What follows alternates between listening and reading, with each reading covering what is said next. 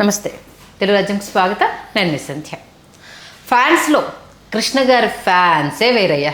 నిజంగా ఎక్కడున్నా ఏ ఛానల్లో అయినా సరే తమ అభిమానాన్ని చూపించుకోవడానికి ఫ్యాన్స్ ఎప్పుడు మేము ముందుంటాము అనేసట్టు ఎవ్రీ టైం వాళ్ళు ప్రూవ్ చేస్తూనే ఉన్నారు. నిజంగా మన సినిమా పేజీలో కృష్ణ గారికి సంబంధించిన ఏ వీడియో అయినా సరే వాళ్ళు వీక్షించడం, కమెంట్స్ పెట్టడం, ఇంకా కొన్ని సినిమాల గురించి చేయండి అంటూ మనల్ని అడగడం. వాళ్ళు అడిగాక మనం ఊరుకుంటామా? ఊరుకోం కదా. అయితే కొన్ని సినిమాలు చేసే ముందు మొన్న చిరంజీవి గారి కొత్త సినిమా చేసినప్పుడు ముందు కృష్ణ గారిని తలుచుకోకుండా ఆ వీడియో చేయలేదు, అండర్లైన్ చేసుకోవాలి.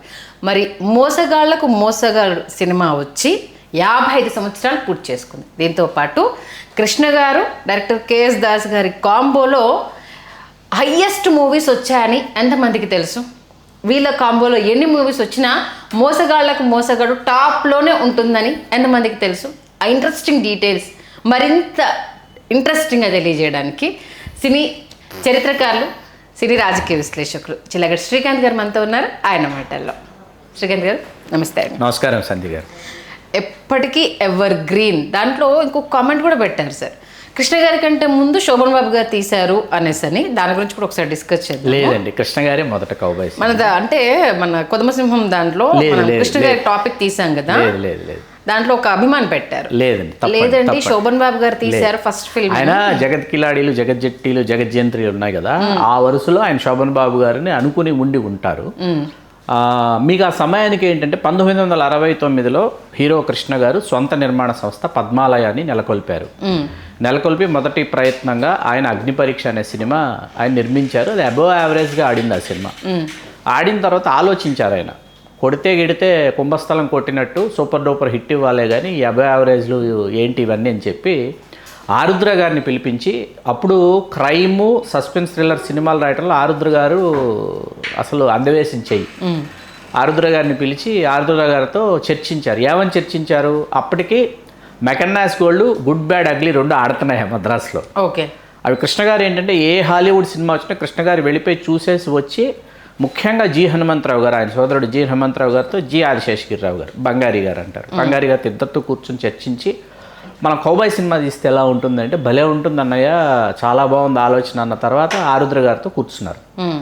ఆరుద్ర గారు ఎంత గొప్ప స్క్రిప్ట్ అంటే అండి, ఇవాళకి స్క్రిప్ట్కి సంబంధించి ఒక ప్రామాణికమైనటువంటి సినిమా స్క్రిప్ట్గా మోసగాళ్ళకు మోసగాడిని మనం చెప్పుకోవాలి, అధ్యయనం చేయాలి. ఎందుకు అంటే మీకు అప్పటికి అసలు ఆ వాతావరణం కొత్త.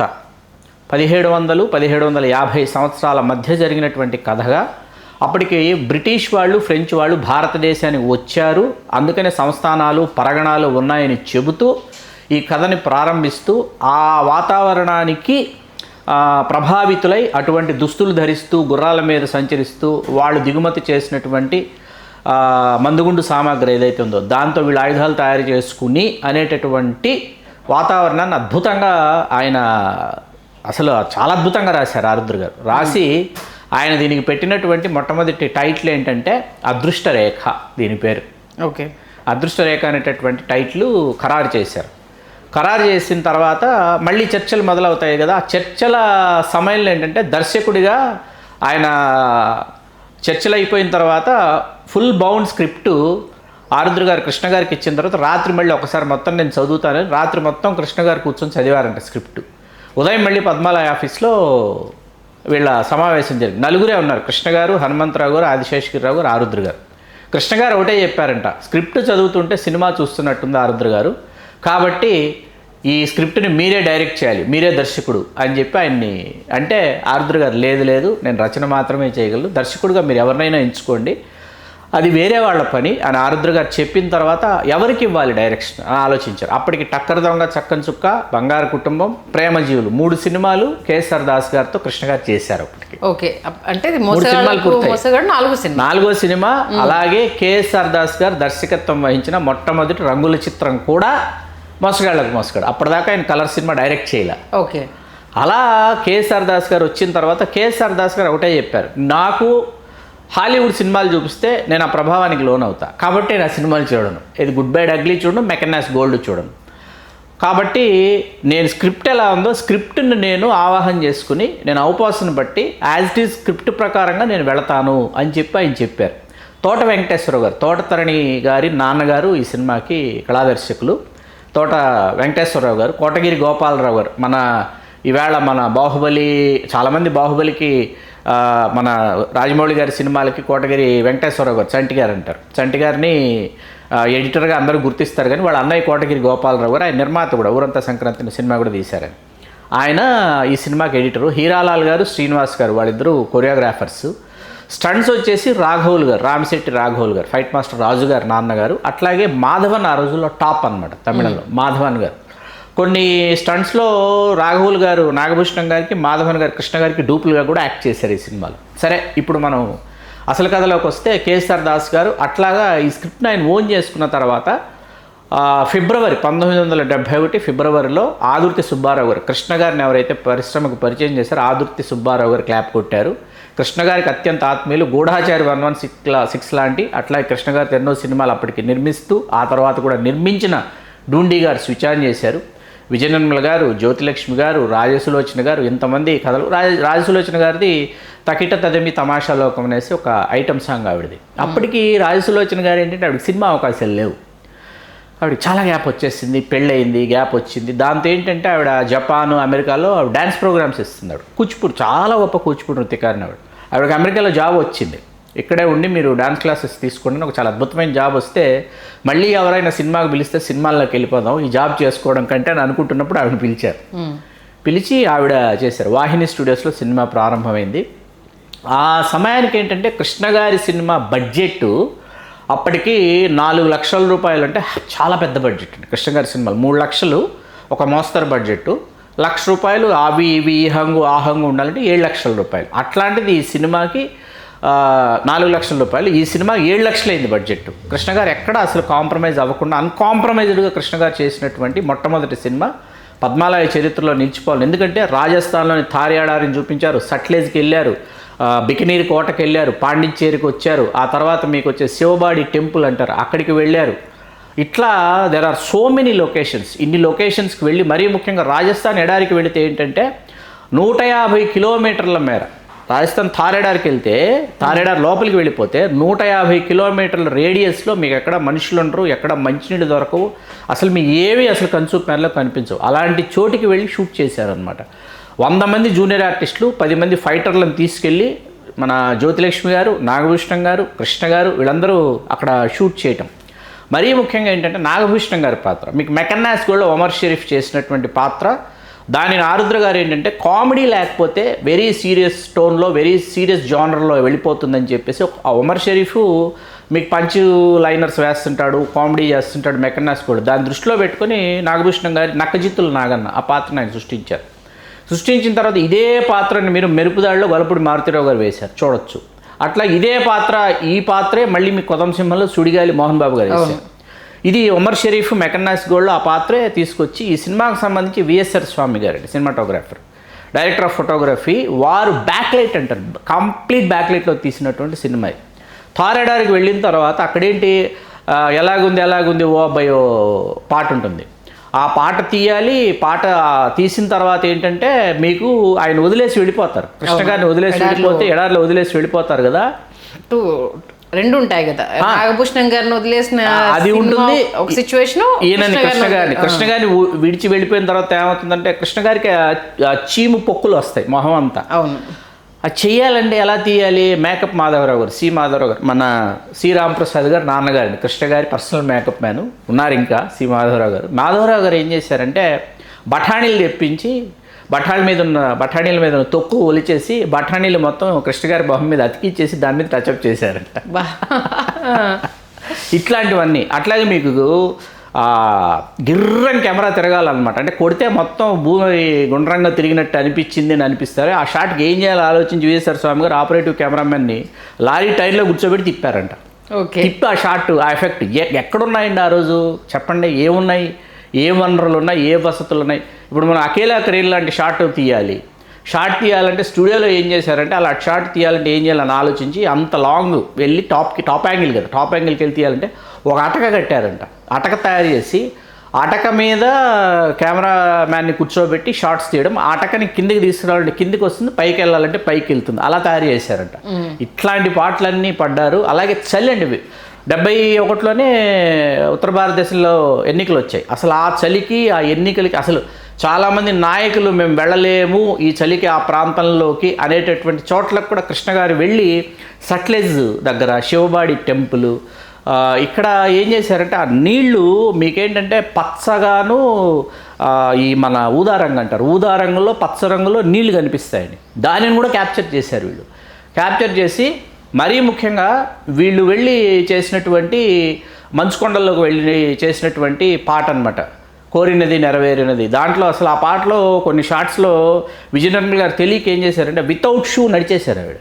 పరిగెట్టుకుంటూ రావాలంటే షూ అయితే ఇదవుతుందని చెప్పి షూ లేకుండా పరిగెత్తుకుంటూ వచ్చేసిన తర్వాత కాళ్ళు మొద్దుబారిపోయి నీళ్ళ రంగులోకి మారిపోయి వారం రోజులు పట్టిందంటారు మామూలు స్థితికి రావడానికి. ఆవిడ చేసినటువంటి అలా ఫైట్స్ అండి, జ్యోతిలక్ష్మి గారు విజయనగరం గారు చేసినటువంటి ఫైట్స్. పాత్రల పేర్లు అండి, చిత్తూరు చెంగయ్య ఇలాంటి పాత్రల పేర్లు, మిక్కిలినేని గారు, కాంతారావు గారు, ధూళిపాళ్ళ గారు, వీళ్ళంతా అతిథి నటులు, శాంతకుమారి గారు, వీళ్ళందరూ. అట్లా కృష్ణ గారు ఏంటంటే ఎక్కడ వెనుకాడకుండా ఈ వాహినిలో ఈ సెట్స్ అవి వేస్తుంటే చక్రపాణి గారు వచ్చారు. చక్రపాణి గారు కృష్ణ గారు నాన్నగారు మంచి స్నేహితులు, అట్లాగే ఒకే ప్రాంతం తెనాలి ప్రాంతం కదా. వచ్చి అసలు చక్రపాణి గారు, విజయ చక్రపాణి గారు మొత్తం చూశారంటే చూసి ఆయనకి కౌబాయ్ సెటప్లు గెటప్లు ఇవేవి నచ్చలేదు ఆయనకి. ఏం సినిమా తీస్తున్నారయ్యా మన తెలుగుదనానికి దూరంగా, ఎవరికి అర్థమవుతుంది అని వెళ్ళిపోయాడంట సెట్లో నుంచి. కృష్ణ గారు ఆలోచించారంట, ఆలోచించి రామారావు గారితో చెప్పారంట, ఇట్లా చక్రపాణి గారికి నచ్చలేదు, నాకు కంగారుగా ఉంది, అయినా నేను వెనక్కి తగ్గనన్నయ్యా, ఏం చేయమంటామంటే ఒక పని చేయి తమ్ముడు, సినిమా తీసేసిన తర్వాత నాకు ఒకసారి చూపించు అన్నారంట రామారావు. కృష్ణ గారు ఏంటంటే ఆయన గొప్పతనం, చాలామంది కృష్ణ గారి అభిమానులు కూడా విషయం తెలుసు. కృష్ణ గారు ఎడిటింగ్ టేబుల్ దగ్గరికి వచ్చి కూర్చున్నారంటే సినిమా సూపర్ హిట్ అండి. కృష్ణ గారు ఆయన సినిమాలకు సంబంధించి ఎడిటింగ్ టేబుల్ దగ్గరకు వచ్చి కృష్ణ గారు ఎడిటర్తో పాటు డైరెక్టర్తో పాటు సినిమాటోగ్రాఫర్ ముగ్గురుతో పాటు కృష్ణ గారు కూర్చున్నారంటే ఆ సినిమా సూపర్ హిట్. ఎందుకంటే హీ నోస్, ఎందుకంటే ఆయన టెక్నీషియన్. ఏ షాట్ తర్వాత ఏ షాట్ వేయాలి, ఏ సీన్ లెంగ్త్ ఎక్కువ అవుతుంది, ఏ సీన్లోంచి ఏ సీన్ వస్తుంది, ఏ సీన్ ఎక్కడ కట్ చేయాలి అన్నది ఆయన పర్ఫెక్ట్గా తెలుసు. ఆయనకు అసలు అరే ఈ సీన్ ఇంకా బాగా తీయొచ్చు కదా, ఎందుకు ఈ సీను మనం ఎక్కడో కాంప్రమైజ్ అయిపోయినట్టున్నామే అనుకున్న సీన్ని రీషూట్ చేశారు. ఫైనల్గా క్లైమాక్స్ చాలామంది వేసి చూపిస్తే క్లైమాక్స్ ఎందుకో అనుకున్నంతగా రాలేదని అనిపించిందంటే మళ్ళీ ₹1,000 ఖర్చు పెట్టి మళ్ళీ క్లైమాక్స్ షూట్ చేశారు, రీషూట్ చేశారు. అలాగా విఎస్ఆర్ స్వామి గారు, మరీ ముఖ్యంగా ఈ సినిమాకు సంబంధించి సంగీత దర్శకులు ఆదినారాయణరావు గారిని మనం స్మరించుకోవాలి. ఎందుకంటేనండి ఆదినారాయణరావు గారు, సత్యం గారు వీళ్ళిద్దరు ఏంటంటే కేఎస్ఆర్ దాస్ గారికి ఆ సమయంలో అసలు ఆదినారాయణరావు గారు చేసినటువంటి సినిమాలండి అప్పటికి, ఏది సువర్ణ సుందరి, స్వర్ణమంజరి ఇట్లాంటి సినిమాలు చేసి ఆదినారాయణరావు గారు ఈ సినిమాకి ఆయన చేసినటువంటి బ్యాక్గ్రౌండ్ స్కోర్ అండి. ఆదినారాయణరావు గారు బ్యాక్గ్రౌండ్ స్కోరు, ఆదినారాయణరావు గారు హూ హా హూ హా హూ హా ఇలా ఒక బ్యాక్గ్రౌండ్ స్కోర్ అనమాట. ఆ హూహాలో నుంచి కృష్ణ గారు అసలు హార్స్ తీసుకుని వస్తుంటారు, ఒక షాట్ ఉంటుంది, ఆయన అలా స్పీడ్కి వెళ్ళి అక్కడి నుంచి ఆయన రివర్స్ చేసుకుని వస్తారు హార్స్తో. మీకు రాజస్థాన్కి వెళ్ళిన తర్వాత వీళ్ళు షూట్కి వెళ్ళారు, షూట్కి వెళ్ళిన తర్వాత ఇక్కడి నుంచి గుర్రాలు తీసుకెళ్ళలేరు కదా, ఇక్కడి నుంచి గుర్రాలు తీసుకెళ్ళలేరు, ఒంటెలు అక్కడే ఉంటాయి, ఒంటి బళ్ళు అక్కడే ఉంటాయి, గుర్రాలు ఇక్కడి నుంచి తీసుకెళ్ళలేరు కాబట్టి రాజస్థానీ గుర్రాలని వాడాల్సి వచ్చింది. కృష్ణ గారు ఆయన చేసిన గొప్ప పని ఏంటంటే షూటింగ్కి వెళ్ళడానికి ముందు కృష్ణ గారు ఏంటంటే ఎందుకైనా మంచిదని మద్రాసులో హార్స్ రైడింగ్ మళ్ళీ ఒకసారి ప్రాక్టీస్ చేసుకుని వెళ్ళారంట. ఈ స్క్రిప్ట్ చదివేటప్పుడు అర్థమైపోతుంది, 10-15 సార్లు గుర్రం ఎక్కాలి, దిగాలి, పరిగెట్టాలని ప్రాక్టీస్ చేసుకుని వెళ్ళిపోయారట. రాజస్థాన్ హార్స్ ఇచ్చేసారు ఆయన. ఇచ్చిన తర్వాత ఎక్కేసి ఒక్కసారి అలా అనేటప్పటికీ అది దాని ఇష్టానికి అది దౌడు తీయటం మొదలుపెట్టి తీసుకెళ్ళిపోయి ఎడారిలో ఇసిరి కొట్టిందంట కృష్ణ గారిని. అది ఎడారి కాబట్టి ఇసుక కాబట్టి ఆయనకేం కాదు, ఆయనకు అర్థమైందంట మన గుర్రాలు లాంటి గుర్రాలు కావు ఇవి, అసలు అలాంటి గుర్రాలను అప్పటిదాకా కాదు. ఆ తర్వాత కూడా కృష్ణ గారు నేను ఎక్కడ చూడలేదని చెప్పేవారు. తర్వాత వెళ్ళి దాన్ని మచ్చిక చేసుకున్నాడంట, గుర్రాన్ని మచ్చిక చేసుకుని అప్పుడు దాన్ని తీసుకుని ఆయన హార్స్ రైడింగ్ చేయటం మొదలుపెట్టారు. ఇవాళకే అండి మీకు 50 సంవత్సరాలైన సందర్భంగా ప్రసాద్ మల్టీప్లెక్స్ కొన్ని చోట్ల రీరిలీజ్ చేశారు. మాలాంటి మోసగాళ్ళ అభిమానులందరూ కూడా రీరిలీజ్కి వెళ్ళి నేను నిజంగా నాకు ఎందుకు కోపం వచ్చిందంటే సినిమా చాలా ఎంజాయ్ చేసాం. 4Kలో రిలీజ్ చేస్తాం, 4Kలో రిలీజ్ చేయలేదు. ఓకే, అదొకటి కొంచెం బాధ అనిపించింది. కలర్ గ్రేడింగ్ చేసి దాన్ని పద్మాలయ వాళ్ళే యూట్యూబ్ ఛానల్లో వాళ్ళే అప్లోడ్ చేశారు, యూట్యూబ్లో ఉంది. చాలా మంచి ప్రింట్ ఉంది, చాలా మంచి ప్రింట్, చాలా బాగుంది.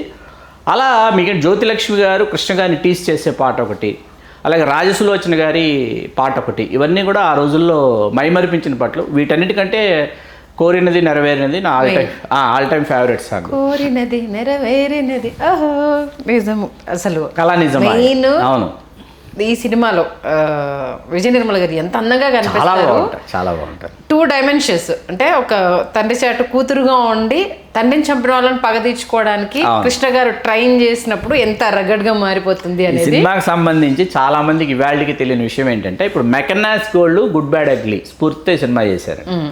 చేసి దీనిని ది ట్రెజర్ హంట్ పేరుతో ఇంగ్లీష్లో, గన్ ఫైటర్ జానీ పేరుతో హిందీలో, మోసక్కారన్ పేరుతో తమిళంలో విడుదల చేస్తే 125 దేశాల్లో, ఎన్ని దేశాల్లో 125 దేశాల్లో ది ట్రెజర్ హంట్ విడుదలై సూపర్ డూపర్ హిట్ అయింది.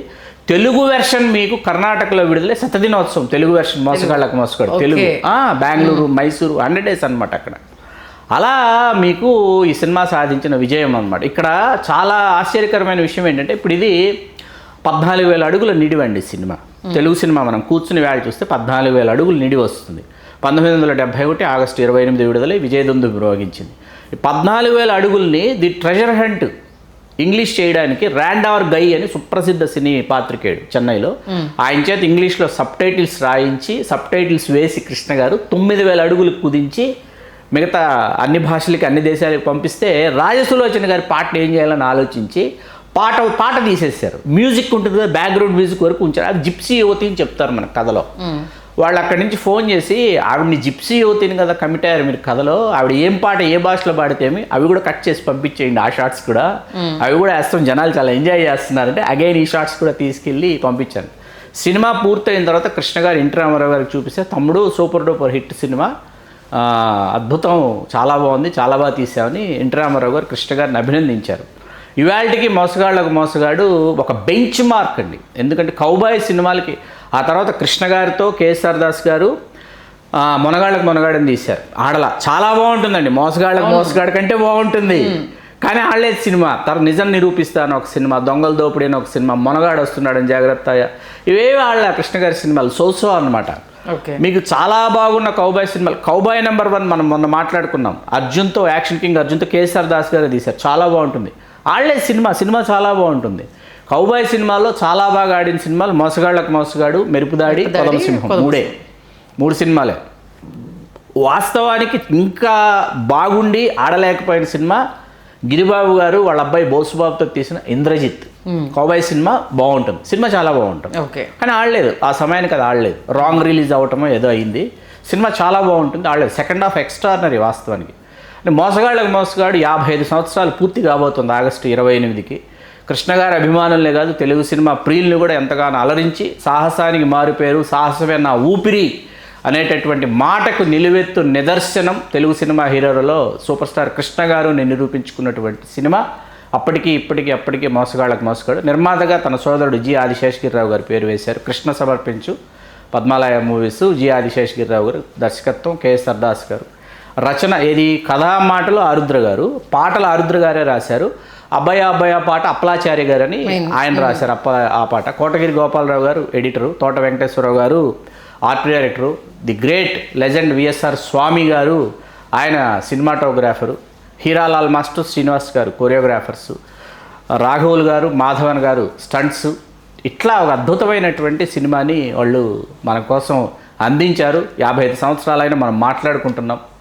నిజంగా అంటే ఎక్కడ ఏదో సీన్ అతికిచ్చేశారు, అనవసరంగా ఈ పాటను తీసుకొచ్చారు, అనవసరంగా ఈ ఫైట్ని తీసుకొచ్చారు అనేది ఎక్కడా లేకుండా ఆ కంటిన్యూటీ, అంటే నిధి కోసము ఎంతమంది ప్రయత్నం చేస్తున్నారు అనేది. కృష్ణ గారికి ఏదో చేద్దామని చేస్తే ఆ చేసిన ఆ ఎడారిలోనే ఇంకొక మనిషికి ఆయన దొరకడం, అక్కడి నుంచి వెళ్ళి ఇంకో టర్న్ తీసుకోవడము, నిధి రహస్యం అక్కడే బయటపడుతుంది. అసలు కనెక్టివిటీ సార్ ఎక్కడ అంటే ప్రేక్షకుడు కన్ను తిప్పుకోవడానికి ఛాన్స్ లేకుండా, అమ్మ ఇప్పుడు కన్ను తిప్పేసుకుంటే ఇక్కడ ఏ రహస్యం మిస్ అయిపోతుందో, ఇక్కడ ఏ సీన్ మిస్ అయిపోతుందో, ఆ సీన్ మిస్ అయిపోతే సినిమా యాక్టర్ ఇది అయిపోతుంది. నేటివిటీ అండి, సినిమాలో ఉన్న నేటివిటీ. ఇప్పుడు మనం ఇందాక మాట్లాడుకున్నాం, వీళ్ళు యాక్చువల్గా ఇన్స్పైర్ అయింది హాలీవుడ్ సినిమాలు చూసే. కృష్ణ గారు ఏది 100% Mackenna's gold, good bad ugly, ఈ రెండు చూసి ఇన్స్పైర్ చేసుకున్న స్క్రిప్ట్లో ఎప్పుడైతే నేటివిటీ జోడించారో వీళ్ళు, నేటివిటీ జోడించడం వల్ల English version the treasure hunt 125 దేశాల్లో ఆడింది సినిమా. మోసగాళ్ళకి మోసగాడు చాలా మందికి తెలియదు. ఇవాళ మనం పాన్ ఇండియా 5 దేశాల్లో విడుదల చేసాం, 10 దేశాల్లో విడుదల చేసాం. ఆ రోజుల్లోనే 50 సంవత్సరాల క్రితమే సూపర్ స్టార్ కృష్ణ గారు 125 దేశాల్లో మన తెలుగు సినిమా ఇంగ్లీష్లోకి డబ్ అయ్యి ది ట్రెజర్ హంట్ పేరుతో ఆడింది. అప్పుడే కృష్ణ గారు తీసుకెళ్లారు. పాన్ ఇండియా కాదు, పాన్ వరల్డ్ స్థాయికి తెలుగు సినిమాని తీసుకెళ్ళినటువంటి శిఖరం సూపర్ స్టార్ కృష్ణ గారు. నిజంగా మన మధ్య ఆయన లేకపోయినా ఎప్పటికప్పుడు సినిమా ఇండస్ట్రీకి సంబంధించి కొత్త పుంతలు తొక్కినా, కొన్ని రికార్డ్స్ క్రియేట్ చేసినా, కొన్ని సినిమాలు ఆయన తప్పితే ఇంకెవరూ తీయలేరన్న బిరుదు ఆయన సార్థక నామధేయుడండి. సూపర్ స్టార్ కృష్ణ గారు సాహసమే నా ఊపిరి అన్నాను కదా, ఆ మాటకు నిలువెత్తు నిదర్శనం, పర్యాయ పదం సూపర్ స్టార్ కృష్ణ గారు. ఇప్పటికీ ఆ కృష్ణ గారి అభిమానం బాధించేది ఏంటంటే తగినంత గుర్తింపు, గౌరవం ఆయనకు దక్కలేదు. అది నేను ఒక సినిమా రాజకీయ విశ్లేషకుడిగా నేను చాలా ఆవేదన చెందేటటువంటి విషయం. దాదాసాహెబ్ ఫాల్కే పురస్కారం లేదండి, పద్మభూషణ్ ఆలస్యంగా ఇచ్చారు. రఘుపతి వెంకయ్య నాయుడు పురస్కారం అసలు ఆయనకి జీవించుండగా ఆయనకు ప్రకటించడం లేదు. అంతకంటే దుర్మార్గం ఇంకొకటి ఉండదు. ఎవరు ఏమనుకున్నా నేను భయపడను. రఘుపతి వెంకయ్య నాయుడు పురస్కారం ఆయనకు ప్రకటించలేదండి. ఎవరెవరికో ప్రకటించి కృష్ణ గారికి రఘుపతి వెంకయ్య నాయుడు పురస్కారం ప్రకటించలేదండి. అంతకంటే కృష్ణ గారు లాంటి సూపర్ స్టార్స్కి రఘుపతి వెంకయ్య నాయుడు పురస్కారం లేదు. సింగీతం శ్రీనివాసరావు గారికి 95 సంవత్సరాలు వచ్చినా కూడా మనం రఘుపతి వెంకయ్య నాయుడు పురస్కారం మనం ప్రకటించాం. ఆ పరిస్థితుల్లో మనం ఉన్నాం. మనం నిజంగా మొన్న మీరు అన్నట్టు మన తెలుగు వారిగా పుట్టడమే వీళ్ళు చేసుకున్నాం. అవునండి, ఇది అన్నట్టు ఉందంతే. మరొక్కసారి కృష్ణ గారిని అలా కళ్ళ ముందు ఆవిష్కరించారు. ధన్యవాదాలు శ్రీకాంత్. ధన్యవాదాలు సంధ్య గారు.